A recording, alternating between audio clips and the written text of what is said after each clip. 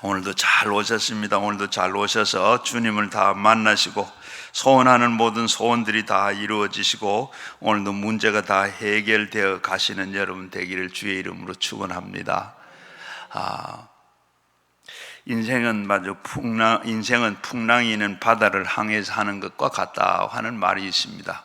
바로 이렇게 보면 모든 사람들이 삶에 언제나 평탄한 것만 같지는 아니하고 시시때때로 순풍이 불다가 또 이게 또 강풍이 일어날 때도 있습니다.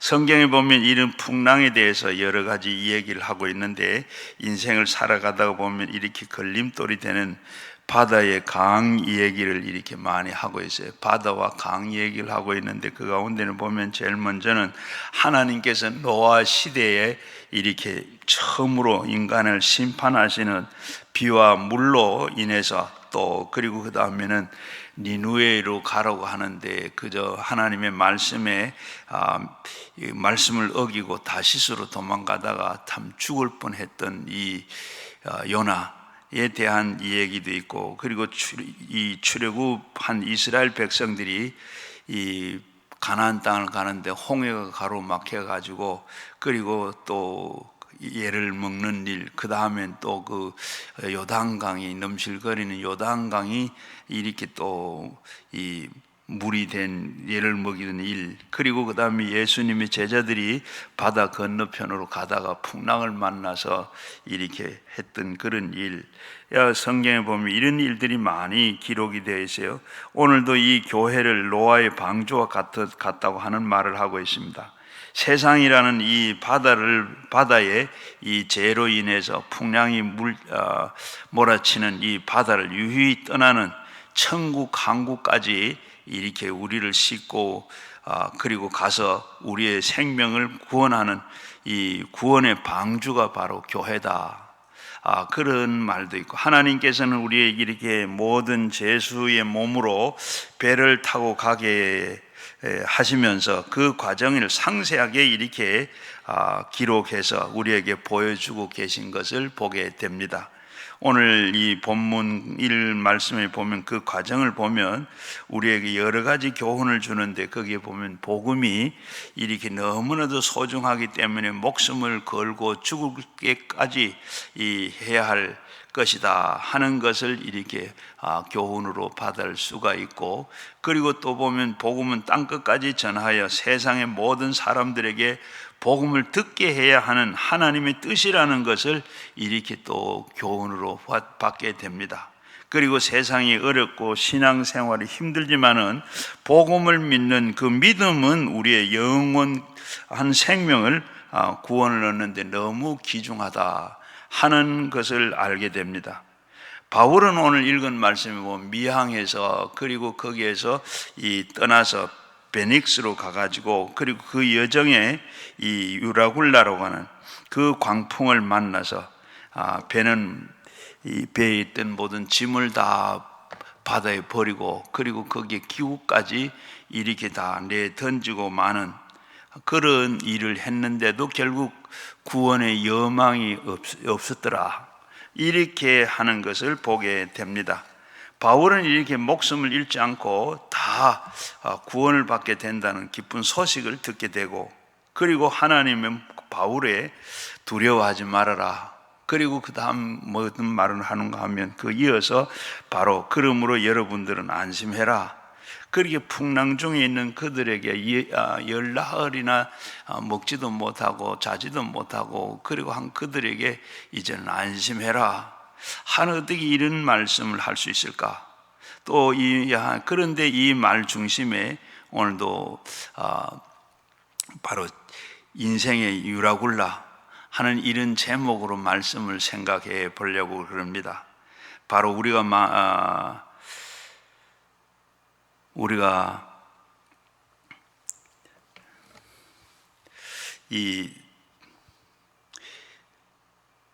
다 세상을 다 살다가 보면 이런 우리도 풍랑을 만나게 되고 고통을 당할 때가 있습니다.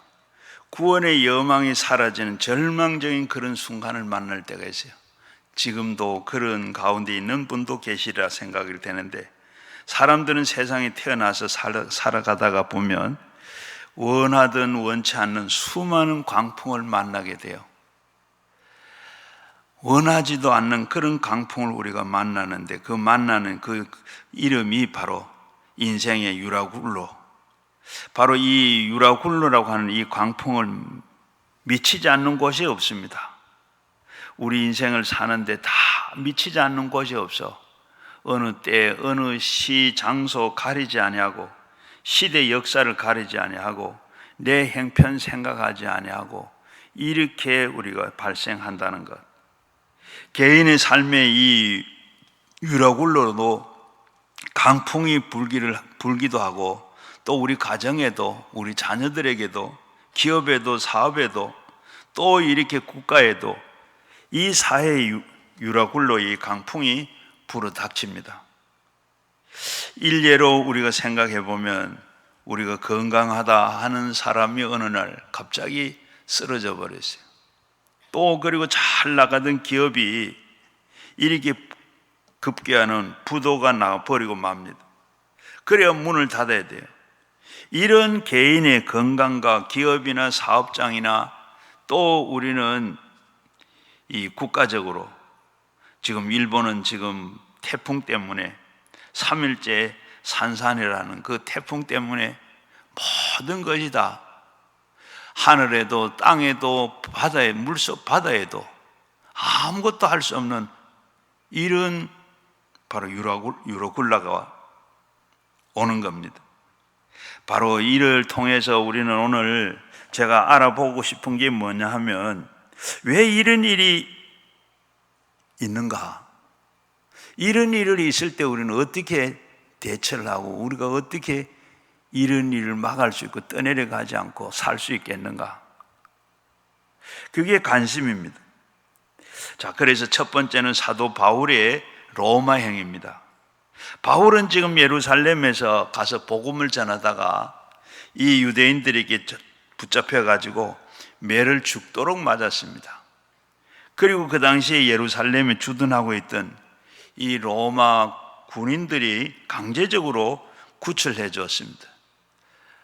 바울이 로마 사람이기 때문에 로마 군인들이 그 예루살렘에 와서 그를 건져준 거예요. 그리고 난 다음에 예루살렘에서 공회까지 끌려가 가지고 대제사장, 사두개인, 바리새인, 교법사들에게 모인 그 가운데 신문을 받았습니다. 그리고 신문을 받고 난 다음에 돌아와서 밤에 기도하는 중에 하나님께서 천사를 보내서 이렇게 이런 말을 하게 됩니다. 11절 말씀에 보면, 그날 밤에 주께서 바울 곁에 서서 이르시되 담대하라, 내가 예루살렘에서 나의 모든 증언을 할 것, 로마에서도 증언해야 하리라. 예루살렘에서 복음을 전했는데 이제 가서 똑같은 방법으로 로마에 가서도 복음을 전해야 된다. 바울은 지금 그런 걸 듣고 이 돛담배를 타고 로마를 가기 있기 때문에 어떠한 일이 일어나려는지, 언제 어떻게 도착할 수 있을지 기약이 없습니다. 떠나가는 도중에 어떠한 일을 당할는지도 알 수도 없고, 하나님께서 사도 바울에게 로마에 가서 가이사 앞에 가서 서게 될 것이다는 말씀하신 겁니다. 하지만 하나님의 뜻을 행한다고 하여도 고난과 풍랑은 반드시 다가오게 되어 있습니다. 우리가 예수 믿으면 우리가 편안하고 예수 믿으면 이런 어려움이 없을 것이다, 그렇게 한데 그렇지 않습니다. 하나님 뜻을 알고 그 뜻을 따라서 가는 도중에 여러 구비가 있고 다가오고 있습니다. 인생의 풍랑은 반드시 이렇게 다가오지만은, 알고 당하는 풍랑은 안심하고 지나갈 수가 있지만은, 모르고 당하는 그 풍랑은 너무나도 큰 고통과 좌절과 절망에, 심지어는 삶을 포기까지 하게 됩니다. 바울은 로마를 떠날 때 그 어떤 풍랑을 당해도 반드시 도착하게 될 것이다, 하나님이 이렇게 알려주셨습니다. 로마로 가라고 그러면서 예루살렘에서 복음을 전했는 것 같이 로마에 가서도 복음을 전해라. 그리고 가는데 어떻게 갈지는 모르지만은 그러나 분명한 것은 로마에 가면 가이사에게 가서 만나게 될 것이다. 그래서 이 로마는 반드시 가게 된다는 것 알고 갑니다. 왜냐하면 천지를 지으신 하나님께서 바울에게 말씀하시기를 그는 로마에 가서 가이사 앞에 서는 것이 하나님의 뜻이라는 것을 이렇게 말씀해 주고 있습니다. 그래서 바울은 그 인소라는 로마 군대 백부장 율리오에 또 그리고 다른 제수들과 바울은 손이 묶인 채 지금 로마로 출발을 했습니다. 항해 중에 어떻게 유로굴러라 하는 큰 대풍을 만나 보름 동안에 그 풍랑에 표류하는 와중에도 바울은 한 가지 확실한 것이 있었는데 자기는 반드시 로마에 가게 된다는 것. 유라굴라로 하는 큰 풍랑을 만났는데 14일 동안 이렇게 그는 풍랑에 시달리고 있지만 결국은 로마의 가이사 앞에 가게 된다는 것. 그래서 오늘 24절 25절 보게 되면 바울아 두려워하지 말라. 내가 가이사 앞에서 서야 하겠고 또 하나님께서 너와 함께 행하는 자를 다 내게 주셨다 하였으니 그러므로 여러분이 안심하라. 나는 내게 말씀하신 대로 되리라고 하나님을 믿노라. 바울은 지금 말씀 들은 대로 지금 이런 풍랑이 일들은 어떻게 갈지 모르지만은 그러나 분명한 것은 로마에 간다는 겁니다. 그리고 22절 말씀에 보면 너희는 권하노니 이제는 안심하라. 너희 중에 아무도 생명에 아무런 손상이 없겠고 오직 배뿐이라. 이들은 지금 풍랑을 만나가지고 있는 화물도 다 버리고 그리고 기구들까지 다 버리고 그러했는데도 불구하고 하나님께서 바울에게 말하기로 자기와 그리고 동성한 276명의 사람들은 생명에도 아무 지장이 없고 단지 배에 있는 것만 있을 것이다. 그리고 안전하게 사도 바울과 그리고 276명의 생명들은 안전하게 책임지고 가게 될 것이다. 바로 인생을 사는 것은 꼭 한 가지입니다.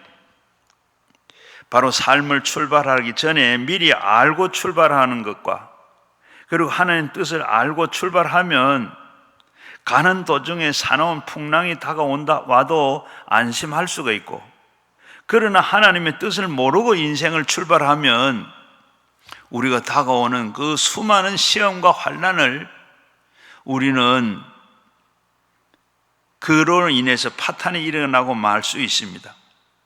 그런데 로마에 도착한 이전에 벌써 또 더 확인을 할 수 있는 것은 로마에 간다는 것. 그 전에 이 멜레데 섬에 바로 이렇게 풍랑을 만나가지고 하다가 그들을 보면 멜레데 섬에 가서 이르게 될 것을 통해서 확인할 수가 있습니다. 바로 이 사도행전 28장 3절 이하에 보게 되면 이 항해를 하다가 지금 14일 동안에 풍랑을 만나고 먹지도 못하고 잠도 못 자고 그렇게 하고 있는 가운데 섬에 도착한데 멜리데 섬에 도착하게 된다. 이걸 먼저 확인을 할 수가 있습니다. 그런데 보면 멜리데 섬에 도착하자마자 어떻게 됐느냐? 바로 도착하니까 그 원주민들이 불을 피하나 놓고 이렇게 다 그들을 맞이하고 기다리고 있었습니다. 그런데 이 28장 3절 말씀에 불을 피우고 있는데 거기에 바울이 가서 나무를 가지고 나무를 한 묶음 가지고 그걸 불에다가 이리 옮겨 넣으려고 하는데 다 하니까 불 탄데 넣으니까 어떻게 그 나무 속에 뭐가 있었나? 독사가 있었죠. 독사가 있었는데 그 독사가 바로 불에 떨어뜨리더라.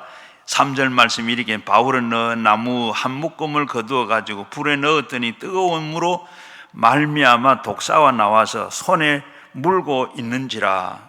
바로 이렇게 독사를 가지고 나무를 집에다 넣었는데 그 손에 뭐가 독사가 달려 있습니다. 그리고 달려 있는데 5절 말씀에 그 짐승을 보고 털어 버림에 조금도 상함이 없더라.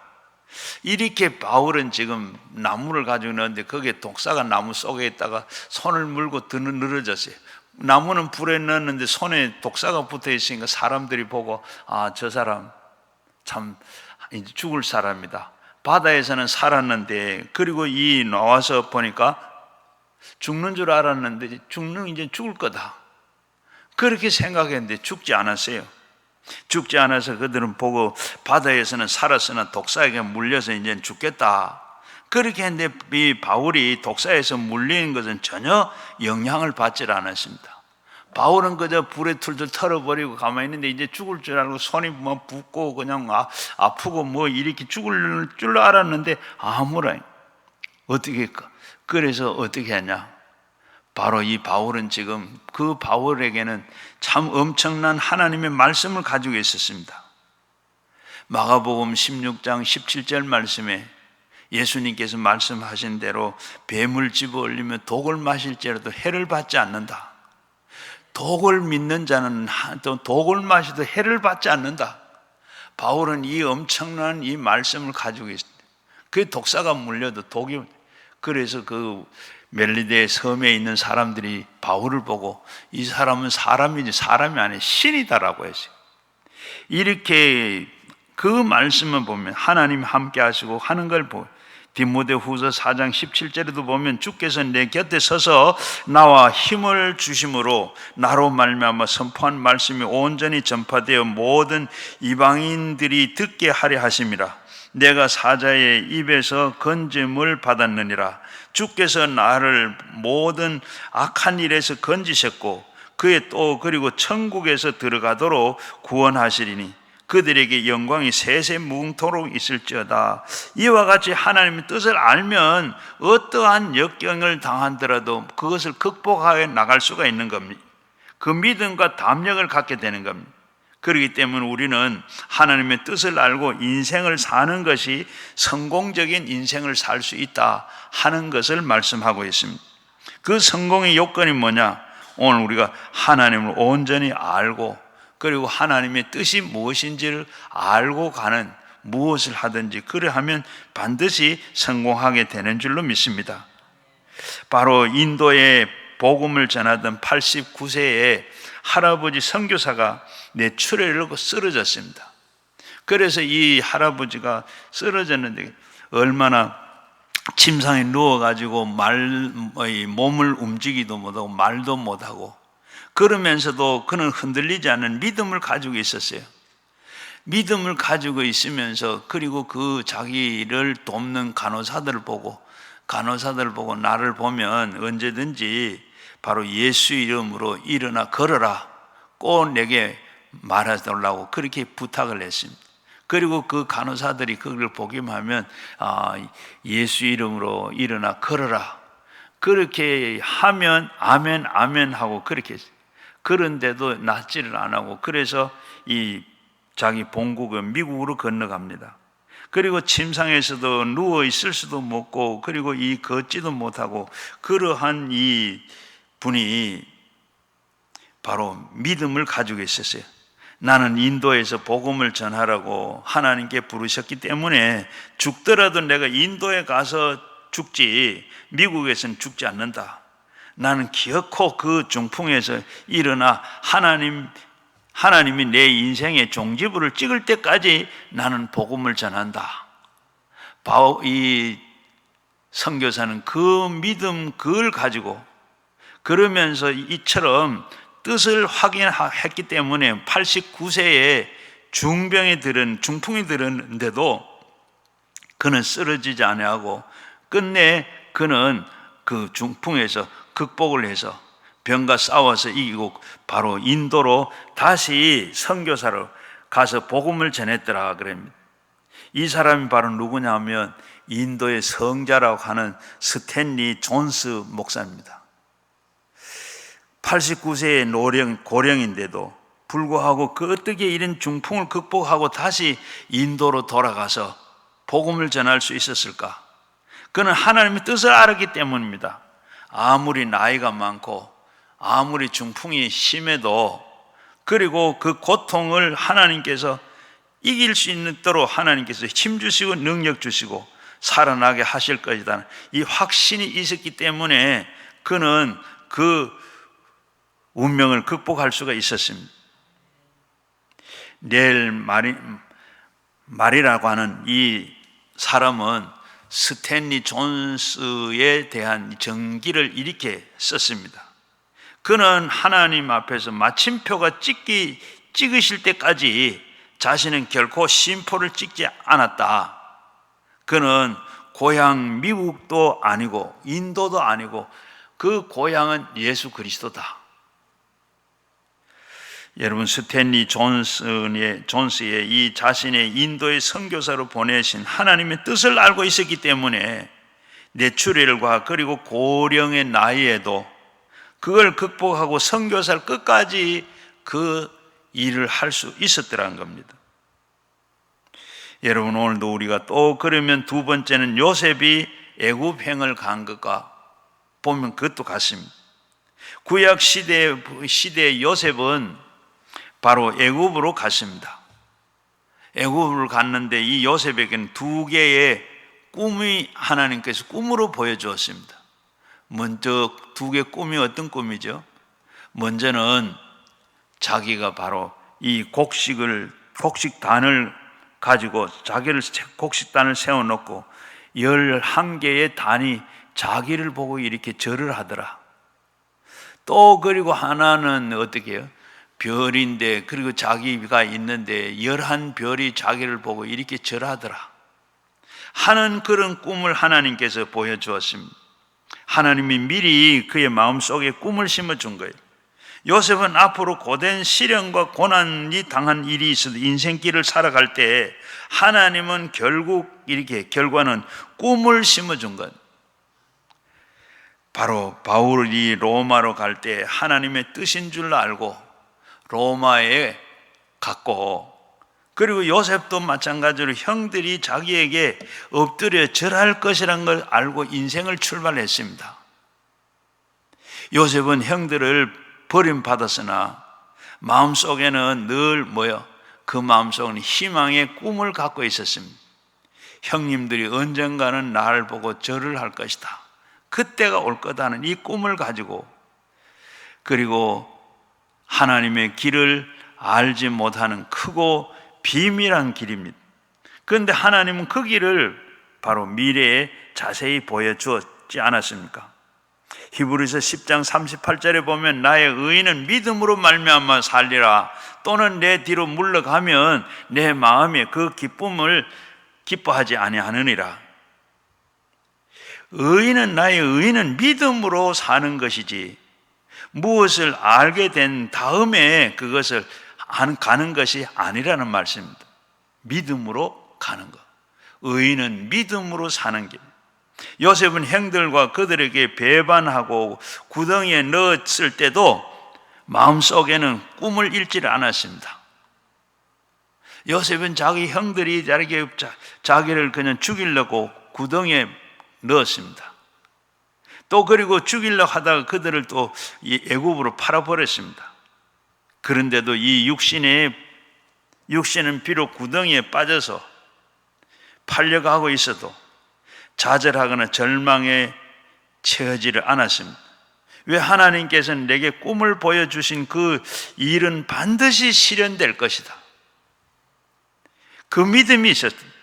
그러므로 그는 구덩이에 빠져서도 절대로 절망하지 아니하고, 하나님의 뜻은 형제들에게 내게 와서 엎드려 절할 것이, 그것이 반드시 올 것인데, 그게 오기 전에는 결코 나는 죽지 않는다.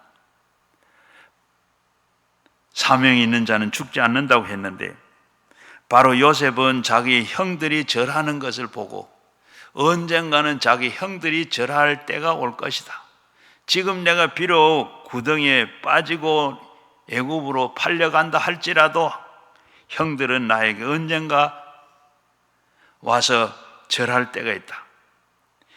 이처럼 구덩이 속에 빠져서 좌절하지 않은 것은 요셉의 마음속에 하나님이 보여주신 꿈이 있었기 때문에, 이사야 55장 9절에도 보게 되면 이는 하늘의 땅보다 높음 같이 내 길이 너희 길보다 높으며 내 생각과 너희 생각보다 높은 것이라. 하나님의 길은 우리의 길보다 높고 하나님의 생각은 우리의 생각보다 더 높아서 우리가 알 수 없지만은 하나님의 생각을 깨달을 수가 없는 겁니다. 그러나 오직 믿음으로 나가되 하나님께서는 우리 마음속에 심어주는 그 꿈을 통해서 어떠한 환경에서든지 좌절하지 않을 수 있는 것입니다. 요셉은 애굽에서 11년 동안을 고달픈 노예 생활을 했습니다. 그럼에도 보디발은 보디발의 아내로 정치범 수용소로 이렇게 시위대의 감방에 갇히게 됐습니다. 수년간 종살이와 그리고 억울한 누명으로 인해서 열악한 정치범 감옥 생활을 했지만은 그 요셉은 혹독한 그 고난 세월 속에서도 그는 흔들리지 아니하고 그렇게 혹독한 세월 속에서도 그런 것을 잘 참아 나갔습니다. 하지만 요셉은 마음속에 늘 꿈이 있었습니다. 그 꿈이 뭐죠? 언젠간 꿈이 실현될지 모르지만은 종살이가 고달프고 괴로워도 언젠가는 바로 형님들이 절하게 되는 자리까지 높아지게 될 것이다. 지금의 고난의 역경은 자기에게 인생의 종말이 될런지 모르지만은 그러나 그렇기 때문에 요셉은 2년 동안도 감옥에서 꿈을 품고 낙심하지를 않았습니다. 그 결과 그는 어떻게 됐어요? 감옥에서 다시 살아나와서 애굽의 총리가 됩니다. 형들은 그때 와서 자기 앞에 와서 무릎을 꿇고 절을 하고 하나님께 보여주시는 그 꿈들이 모두 이루어진 걸 보면 눈물을 흘리면서 이렇게 기쁨으로 누리게 됐던 겁니다. 바울은 고린도 후서 4장 8절 이하에 보게 되면 우리가 사방에서 우겨쌈을 당해도 쌓이지 아니하고 답답한 일을 당해도 낙심하지 아니하고 박해를 당해도 버림받지 아니하고 거꾸리뜨림을 당해도 망하지 않는다. 마음속에 늘 그 꿈을 가지고 있었습니다. 사방에서 우겨쌈을 당해도 내가 쌓이지 아니하고 답답한 일을 당해도 내가 낙심하지 않는다. 핍박을 받아 내가 버림받지 아니하고 거꾸리뜨림을 당해도 나는 망하지 않는다.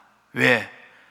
바로 로마의 가이사 앞에 가는 서게 되기 때문에, 그걸 하나님 말씀이기 때문에 그는 꿈을 가지고 있었어요. 쥐는 이렇게 캄캄한 독에다가 갇히면 3분 만에 죽는다 그럽니다. 그런데 거기에다가 그 독에다가 빛을 비춰주면 거기에 빛이 들어가면 36시간을 살 수 있다 그럽니다.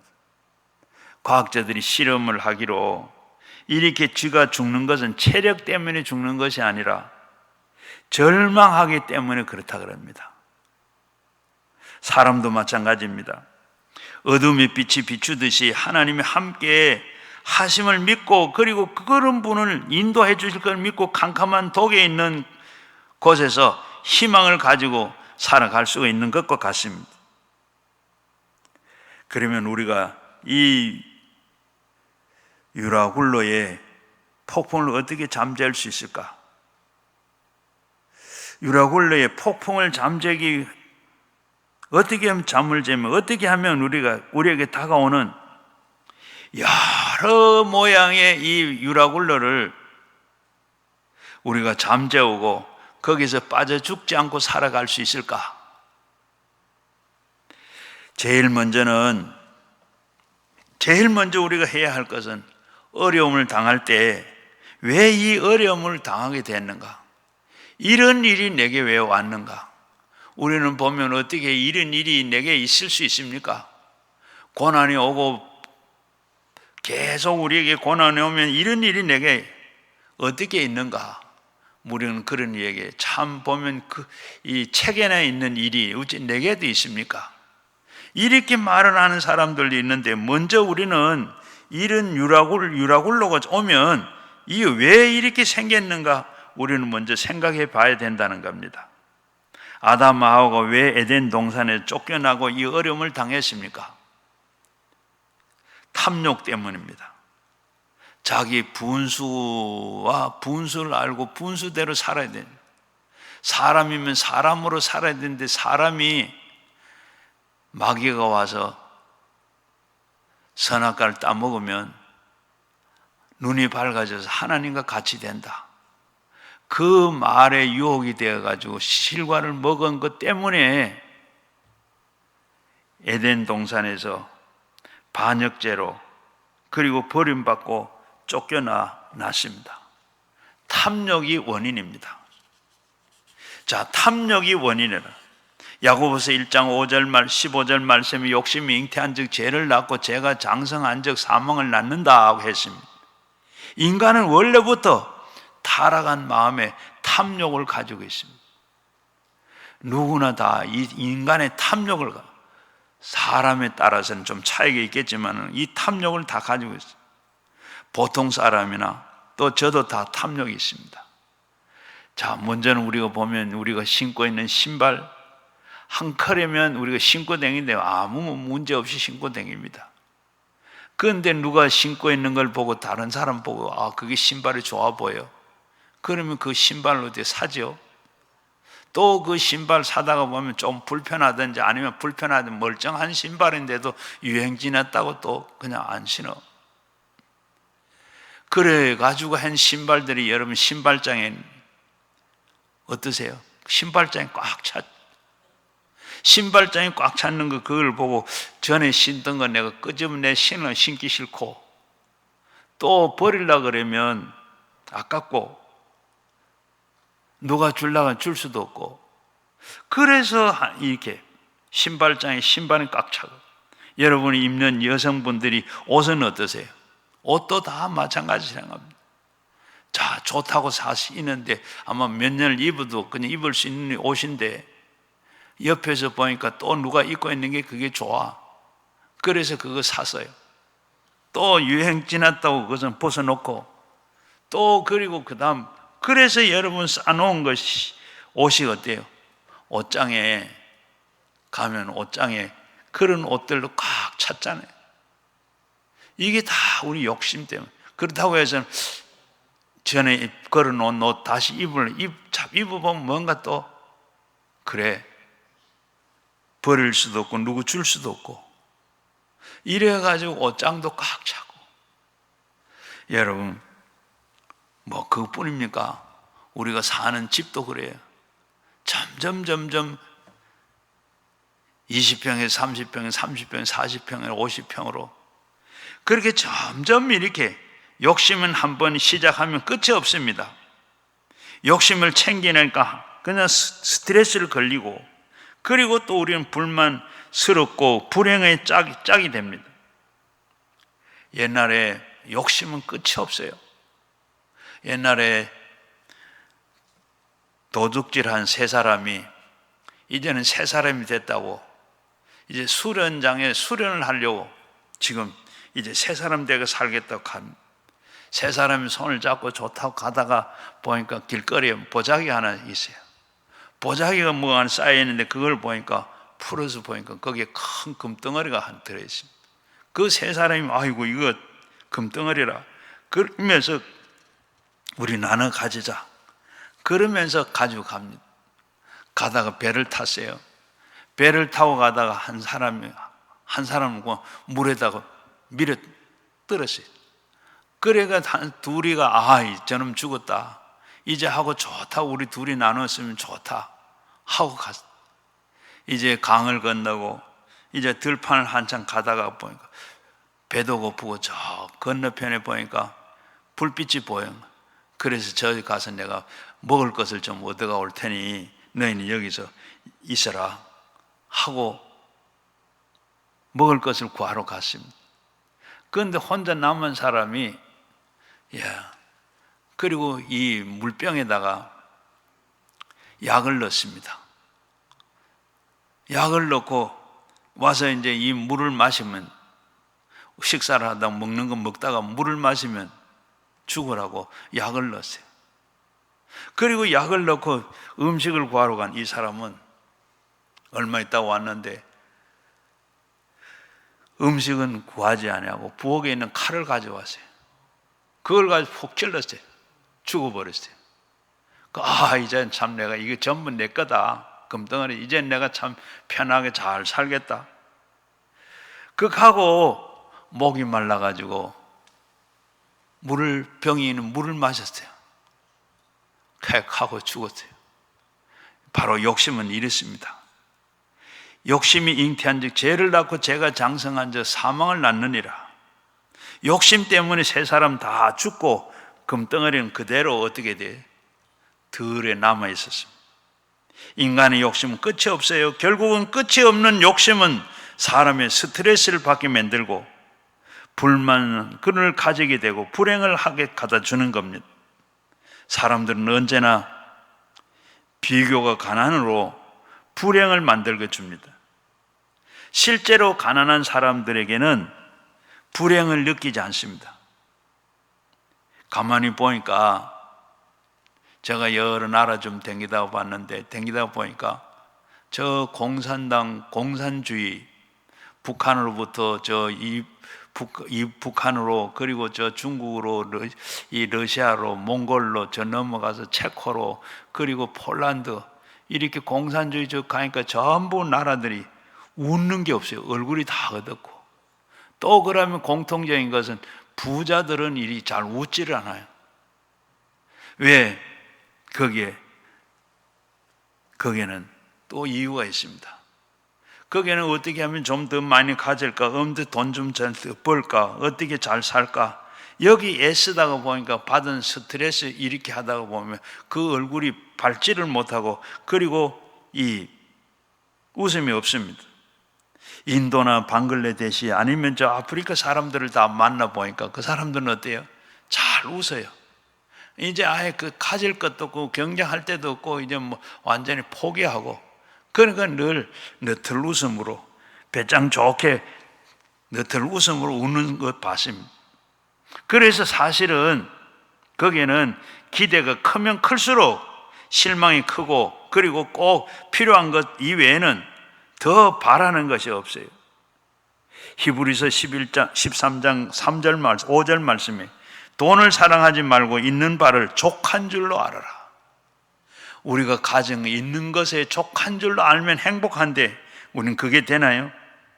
그래서 성공학의 대가인 데일 카네기는 이런 얘기를 했습니다. 인생은 가로가 원인으로 죽지 않고 죽음의 원인은 다른 낭비와 그리고 번민 때문에 죽는다. 일을 많이 해서 죽는 것이 아니라, 너무 많이 먹고 마시고 그리고 가로로 한 것이 아니라 마음의 스트레스로 죽는다는 겁니다. 사람은 자신의 욕구를 채우기 위해서 더 많은 돈을 이렇게 벌려고 합니다. 1974년에 미국의 펜실베니아 대학의 경제학자인 리처드 이스턴은 돈은 행복을 가져다 주지 않는다고 발표를 했어요. 우리는 다 돈만 있으면 행복할 줄 아는데 돈이 행복을 가져다 주지 않는다고 발표를 했습니다. 가난한 나라 국민들인 바로 가장 기본적인 그 생활이 거기서 벗어나면 행복 지수가 쑥 올라간다 그러는 거예요. 가난하게 못 살아서 어떻게 먹는 것만 해결되면, 어디 잠자는 것만 해결되면, 이러다가 그게 해결이 되면 그렇게 행복 지수가 쑥 올라간다는 거예요. 그리고 그 다음 어떻게 계속 잘 먹고 잘 살면 행복해지느냐? 아니면 그 이상 되면 행복 지수가 더 이상 올라가지 않더라. 이 이스트는 페넬 독스라고 하는 돈과 행복은 비례하지 않는다. 돈과 행복은 비례하지 않는다 그랬어. 돈이 많을수록 행복해질 것 같은데 돈이 많을수록 불행해지고 더 스트레스를 많이 받아 마음에 고통이 많다는 거예요. 먹고 입고 마시는 그 문제만 해결되면 그 다음에는 더 애쓰지 않아도 그리고 더 마음의 평안을 가지고 행복하게 살더라 하는 게 없습니다. 여러분, 그래요. 우리도 그래요. 참 내 집 하나 가지고 집 가졌으면 새 살다가 하다가 전셋집 살다가 그 다음에 20평 아파트라 살면 어떻게, 내 집이면 얼마나 좋아요. 그 다음부터 이제 30평 40평 아파트로 가요. 그 처음에 그 기쁨이 있던 거예요. 내 집 처음 샀을 때 그 기쁨이 없어요. 그 만족이 없습니다.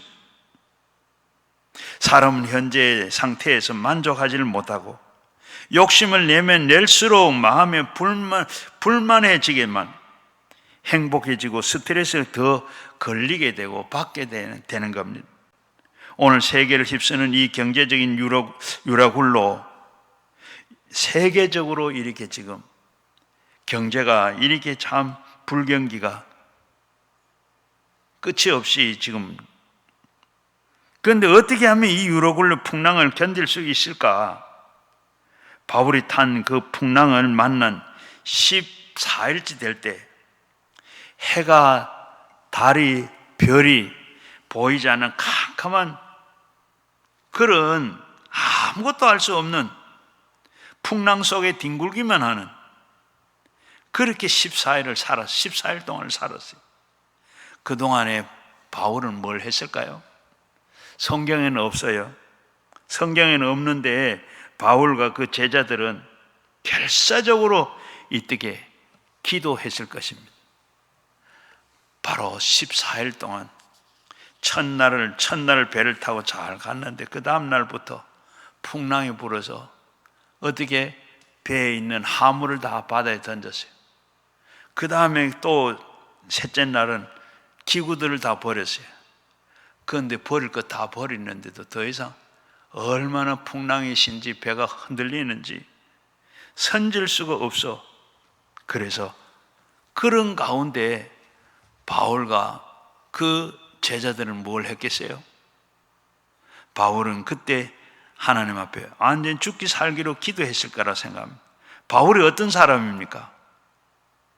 빌립보 지방에 가서 복음을 전할 때 저만 사람 살려주고 매를 맞고 감옥에 갇힌 그때도 바울 신라는 기도하고 찬송했더라.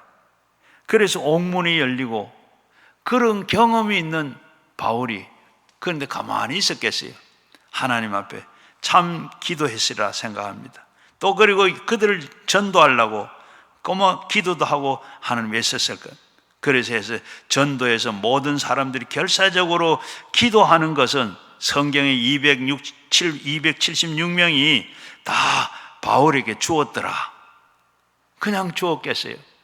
하나님께서 기도하니까 전도하도록 276명을 바울에게 그 로마로 가면서도, 제수로 가면서도 그는 276명의 배 안에 있는 사람을 다 전도했습니다. 바울은 이 배를 타고 14일 동안 고통 가운데서, 이런 가운데서 전도하고 예수를 믿고 그리고 있는 힘을 다했다고 생각이 돼요. 그리고 하나님 앞에 살려달라 기도했을 것입니다. 기도하면서 회개하게 돼. 기도하게 되면 회개하게 되고, 고난을 당하면 회개하게 되고, 평안할 때는 어떠세요? 회개 잘 안 합니다. 그러나 문제가 생긴 고난이 닥치면 회개하게 되고, 편할 때는 누워서 기도하다가 조금 어려우면 어떻게 앉아서 기도하고, 앉아서 기도하다가 더 어려우면 엎드려서 기도하고, 엎드려서 기도하고 답답하게 해결되면 어떻게 새벽 기도 나가고, 새벽 기도 나가다가 더 괴롭고 어려우면 어떻게 기도 나서 금식까지 하게 되는 줄로 믿습니다. 여러분, 이런 고통에는 정비례하는 하나님을 찾아 나왔습니다. 여러분을 이렇게 다 유라굴라로 이렇게 오늘 다 그런 가운데서, 물론 여기 아는 분도 계세요. 참 우리 권사님, 장로님 여기 계시는데 꼭 이 월삭으로 이 첫날 마지막 와서 여기 기도 놓으셔서 늘 지난 한 달 감사하고 살게 된 거 감사하고 또 이제 하나님 이 오는 달 참 잘 되게 해달라고 하나님 앞에 그렇게 기도하시려고 온 줄 믿습니다. 이런 분도 계시지만 늘 이처럼 우리가 늘 미리 기도하는, 유라굴라가 오기 전에 우리가 기도하는 여러분들이, 그런 분들이 다 돼야 할 줄로 믿습니다. 그리고 이 유라굴라로 오는 것은 하나님께서 우리에게 다 이 고통의 정비례해서 하나님 그 찾아 나오게 되어 있어요. 이런 이 글을 읽으세요. 옛날에 영락교회 한경직 목사님이 살아 계실 때 비서실장을 했는 장로님이 있는데, 이분이 옛날에 비서실장이 되기 전에 한국의 유교 사업연이 나고 난 다음에 얼마나 어려웠어요. 그때 이분이 돈을 벌겠다고 결심을 하고 생선 장사를 시작을 했어요. 생선 장사를 시작을 했는데, 이분이 이 원산지에 가가지고 고기 잡는 바다나 저 가운데 고기를 사가지고 서울로 가지고, 서울에서 이 상점에는 안 그러면 이렇게 또 이 개인 상점에다가 늘 나눠주고 이것도 대주고 이런 장사를 했는데, 하다 보면 돈도 좀 제법 벌려지기도 하고, 그리고 재미가 있었어요. 점점 돈이 벌어지니까 주일날 교회 가는 것도, 예배 드리는 것도 아까운 시간이 아까워요. 또 그리고 이 교회 나가는 거 아까워지니까 그냥 자꾸 장사가 잘 되니까 어떻게 집에서 성경 읽고 그리고 기도 한번 하고, 오늘 하나님 내가 오늘 죄송합니다, 미안합니다, 오늘 장사로 갑니다 하고 장사로 가는.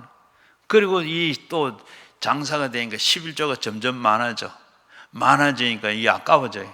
이 돈이면 그리고 생선 몇 상자 더 살 수 있는데 하고 11조도 안 내고 생선 사. 그리고 자꾸 이렇게 하다가 보니까 11조도 교회도 안 나가고 11조도 안 내게 되고, 이렇게 하다가 교회 나가는 것이 바로 이 신앙의 액세서리가 됐습니다. 주인은 바로 이렇게 돈이 주인이 됐어요.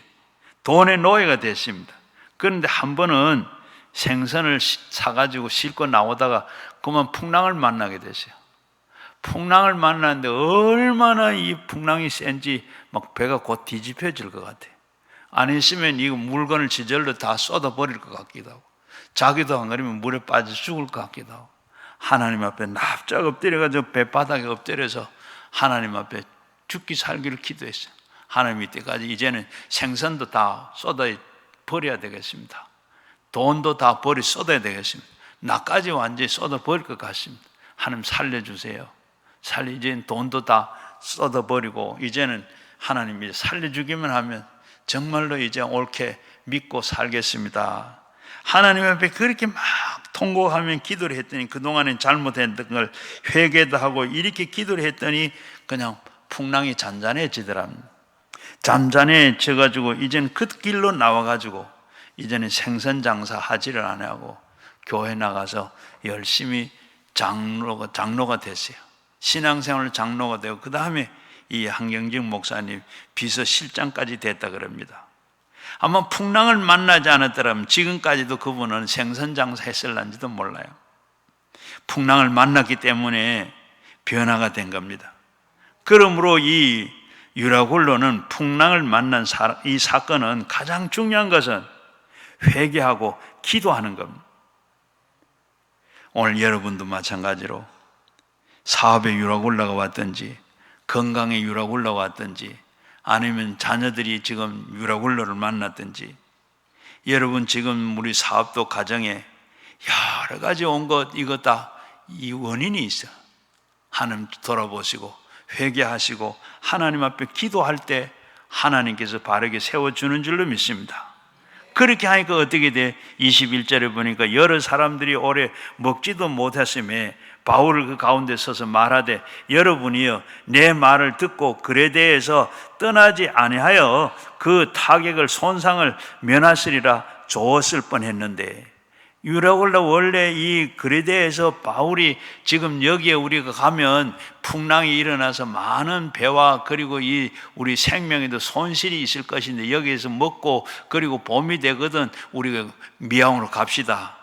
그래 했는데도 거기에 그 말 듣지 않고 선주와 선장이 바로 네가 뭐 안다고 하면서 그리고 로마로 갔던 그대로 첫날을 잘 갔지만은 결국은 풍랑을 만나서 이들은 모든 걸 다 버리게 했던 것을 보게 돼.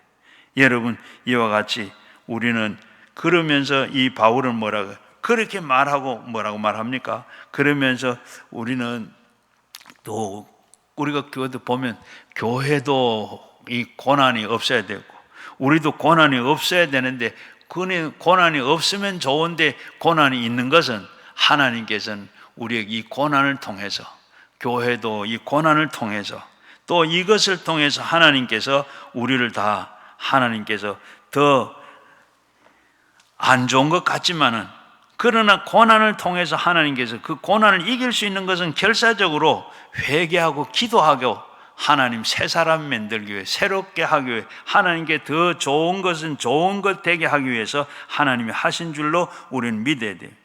그래서 우리의 삶의 목적이 뭐냐? 지금까지 내가 믿고 삶의 목적이 뭐냐? 우리가 목적도 그래. 우리가 목적이 그 방향이 잘못되면 우리는 바로 잡아야 됩니다. 삶의 목적이 어디 그 출세에 있고 혹은 또 돈에 있고 명예에 있고 지식 또 지위에 있고 그런 것이 있었다 그러면 우리가 그것 위해 고난 당했으면 돈도 지위도 그 모든 것 다 이런 거 내가 삶의 목적이 지금까지 그렇게 살아왔다 그러면 그런 것 때문에 이 유라굴라가 왔는데 이것을 우리는 알고 그 다음에 이것을 다 바로 하지 않으면 어떻게 유라굴로에 다 쏟아버리고 돈도 명예도 그리고 지위도 이 모든 것이 다 권세도 모든 것 다 한참에 날아가 버려. 내 생명까지도 날아가 버리는. 그래서 하나님께서 그러기 전에 회개하고 하나님께서 바로 세우기 위해서 인 줄로 우리는 알고 내가 소속이 어디냐? 지금까지 내 소속이 어디요? 세상의 소속이냐? 교회 하나님의 소속이냐? 지위와 명예와 권세와 이 세상의 모든 쾌락이 하나님께 속했느냐? 아니면 다시 말하면 우리가 그런 것이 있었다 그러면 고난을 통해서 우리가 주인이 바뀌어지고 목적이 달라지고 소속이 달라져야 할 줄로 믿습니다. 그렇게 할 때 23절에 보니까 바울은 내가 속한 바 곧 내가 섬기는 하나님의 사자가 어젯밤에 내 곁에 서서 말하느니라. 바울은 자기의 어디에 속했는지를 분명히 말했습니다. 세상에 속하지 아니하고 마귀에 속하지 아니하고 하나님께 속했더니 이렇게 돈에 섬기지 아니하고 세상 섬기지 아니하고 내가 하나님을 섬기는 그것 때문에 참 하나님 어젯밤에 어떻게 나왔어요? 주에서 내가 섬기는 내가 소속되어 있는 하나님의 그 천사를 보내서 주의 사자를 보내서 어젯밤에 이렇게 말하더라. 모든 것에 이제는 안심해라. 이제는 다 먹어도 된다.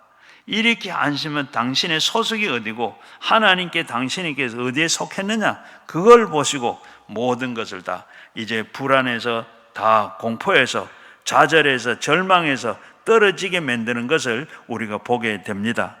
바울이 이게 다 떨었지만 바울만 떨질 않았어요. 그 풍랑이 14일 동안 풍랑이 있는 가운데 자 죽을지 어떻게 될지 다 떨고 있었는데 그게 떨지 않고 한 것은 바울만 그랬습니다. 어떻게?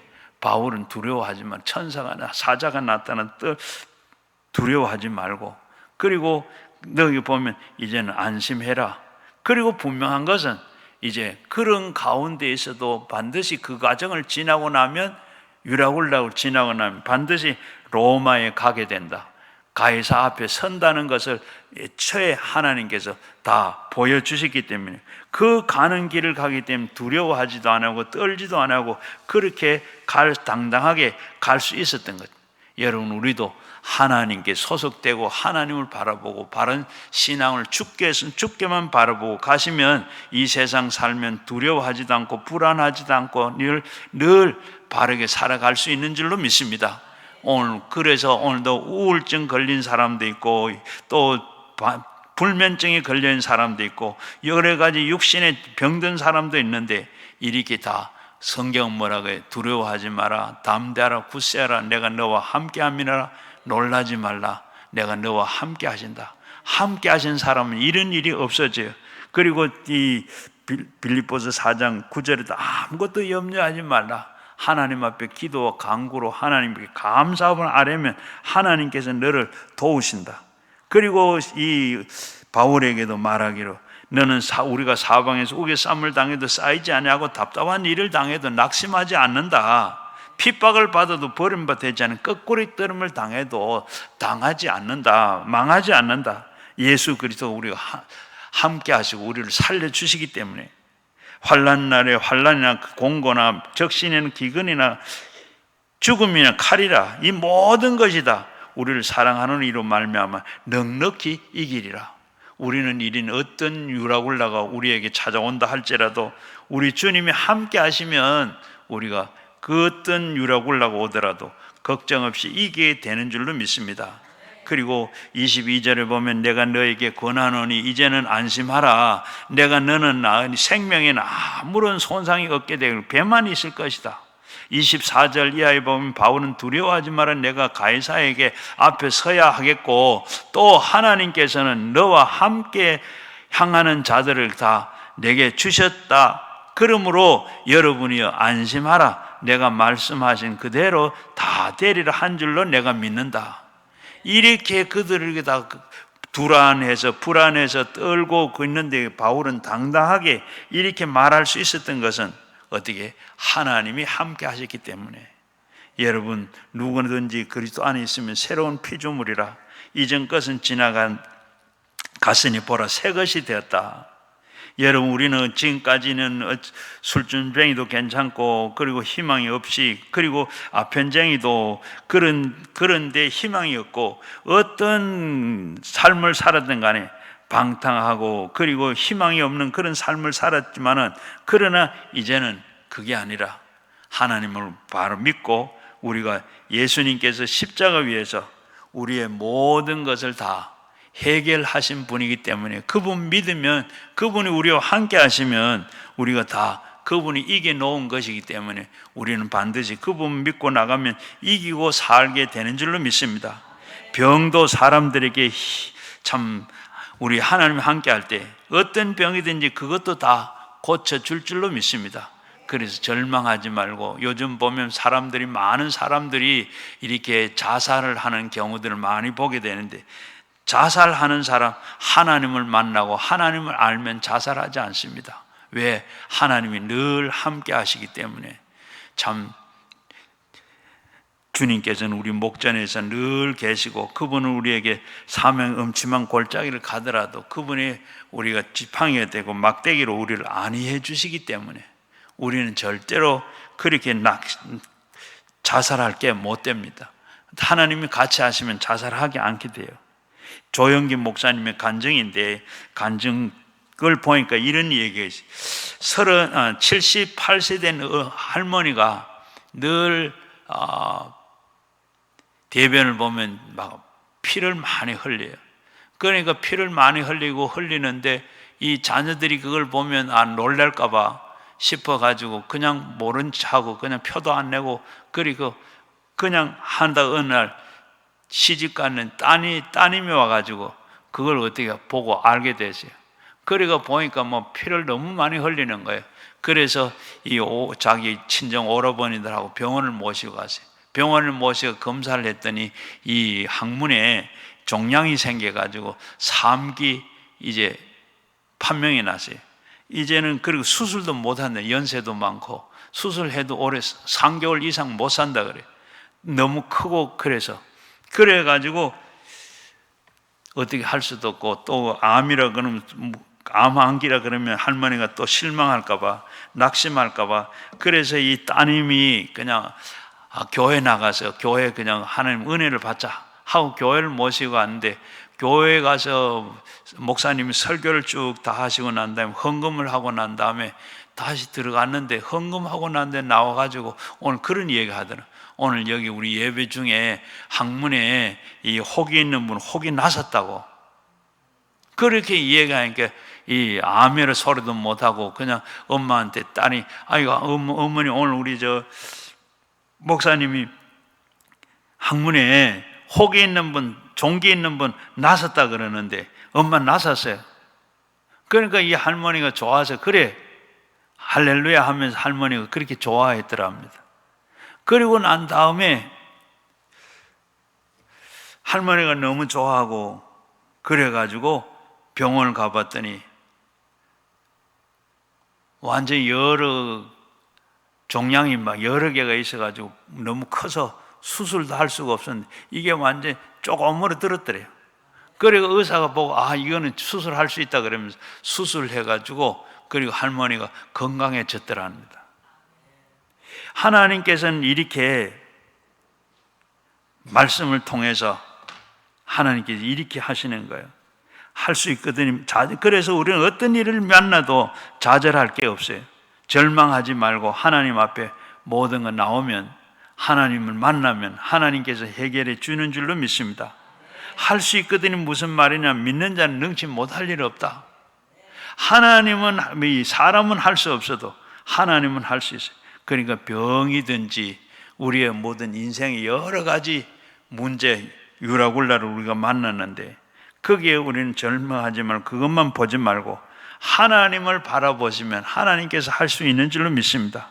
왜? 환난 날에 나를 찾아라. 그리하면 내가 건지겠고 내가 영화롭게 하리라. 환난을 당하거든 하나님 찾아라 그랬습니다.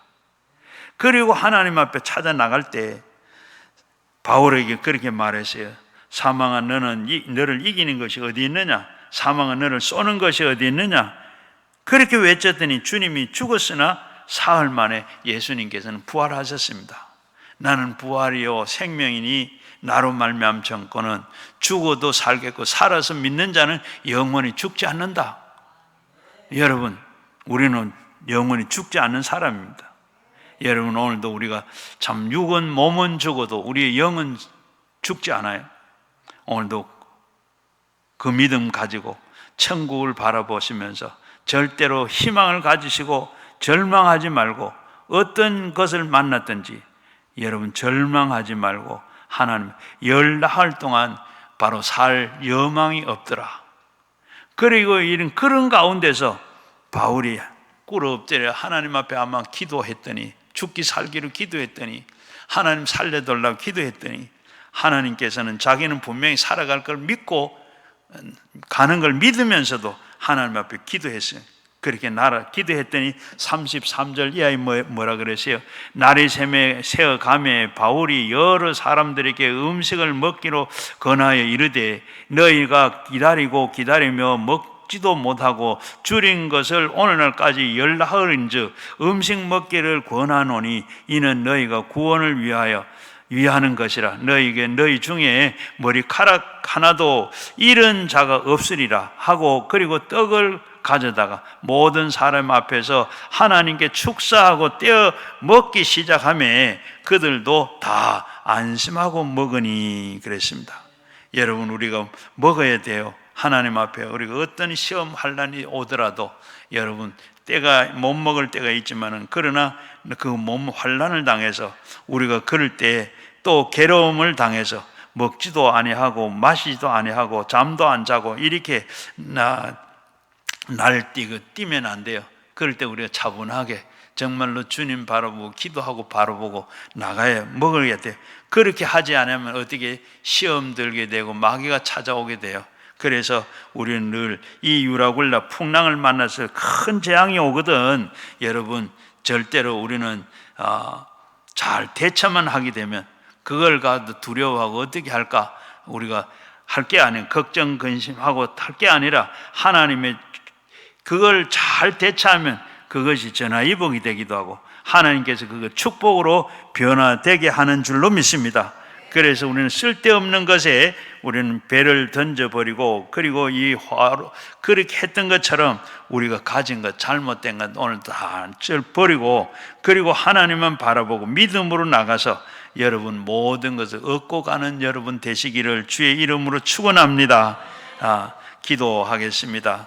우리가 다 말씀을 생각하면서 우리가 같이 유라굴라가 내게 만났는데 이 모든 것 보고 하나님 정해진 길을 하나님께 내게 주신 것 이거 우리가 생각하면서 이길 수 있는 우리에게 힘이 있고 또 우리 주님이 이겼다고 했는데 우리가 주님 바라보고 모든 거 이기고 어떤 유라굴라 오든 이제는 걱정 근심하지 말고 거기에 두려워하지 말고 원망하지 말고 불평하지 말고 하나님 앞에 믿음으로 모든 거 이겨나가 싸우게 해달라고 같이 우리가 기도하겠습니다. 같이 기도하고 가져 나온 기도 제목으로 우리 주의 삼창한 기도합니다.